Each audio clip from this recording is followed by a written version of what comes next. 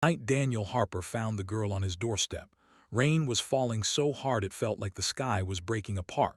He had just finished washing the dinner plates, his 8-year-old son Noah already asleep on the couch with a comic book on his chest, when the knock came, soft, almost apologetic.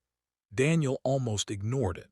Life as a single dad had taught him to be cautious, to count every risk the way he counted every dollar. But something about that knock made his chest tighten, and when he opened the door, he saw a child no older than 12, soaked to the skin, clutching a small pink backpack as if it were the only thing keeping her upright. Her name was Grace. She didn't cry. That was the strangest part. Her brown eyes were wide, alert, and far too mature for her age. She asked politely and quietly if she could stay just for one night. Daniel hesitated. He thought of the bills stacked on the kitchen counter, of the warnings drilled into him about strangers, of the responsibility that already felt too heavy some days. Then he looked at her shaking hands, at the bruised sky behind her, and he remembered the night his wife Emily died, how a stranger had handed him a cup of coffee in the hospital waiting room and said nothing, but stayed. He stepped aside and let Grace in.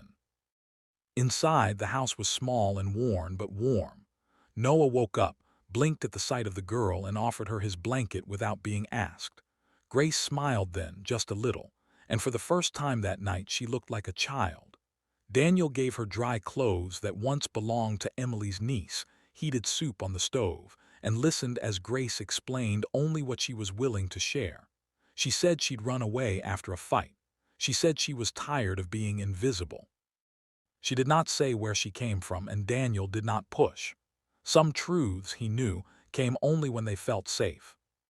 That night after the children fell asleep, Noah on his bed, Grace on the couch, Daniel sat awake, wrestling with doubt. What if this was a mistake? What if he was inviting trouble into the fragile balance of his life? But when Grace stirred in her sleep and whispered, "Please don't send me back," Daniel made a silent promise to do right by her, whatever that meant. Morning brought sirens. Black SUVs lined the street, men in suits spoke urgently into phones, and neighbors peeked through curtains. Grace woke to chaos, her face draining of color. She ran to Daniel, clutched his jacket, and whispered, "I didn't mean for this to happen." Before Daniel could ask what she meant, a tall man with silver hair and a face carved by authority stepped forward. His name was Richard Caldwell. He was a billionaire, a corporate titan, and Grace's father. The truth spilled out in fragments. Grace had grown up surrounded by luxury but starved of attention.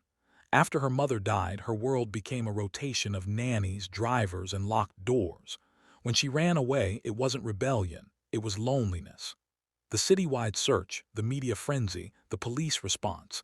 Daniel felt small standing in the middle of it, a mechanic with grease-stained hands who had offered a bowl of soup and a couch. Richard Caldwell was grateful, but his gratitude came wrapped in power. He offered money, a lot of it, enough to erase Daniel's debts to secure Noah's future. Daniel refused, not angrily, not proudly, just simply. "I didn't help her for a reward," he said. "I helped her because she needed it." That refusal changed everything.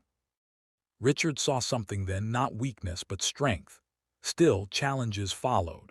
Social services questioned Daniel. Rumors spread. People assumed he had hidden motives. Grace was taken home, but she cried when she left, hugging Noah and promising she wouldn't forget them. Daniel thought that was the end of it, a strange, heavy chapter closed. He was wrong. Weeks later, Daniel was summoned to the Caldwell estate, not to be thanked but to be challenged. Grace had withdrawn completely.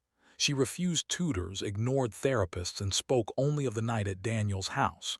Richard, desperate and out of his depth, asked Daniel for help, not as an employee, not as charity, as a human being who had given his daughter something money never could, safety. Daniel struggled with the decision. He worried about confusing Grace, about exposing Noah to a world that wasn't theirs. He worried about being judged, about failing. But he also remembered Grace's whisper in the night. He agreed on one condition. He would be honest. No pretending. No buying love. The road was not easy. Grace tested boundaries. Richard struggled to listen instead of command. Daniel stumbled more than once, unsure of his place. But slowly, things changed. Meals were eaten together. Conversations replaced silence.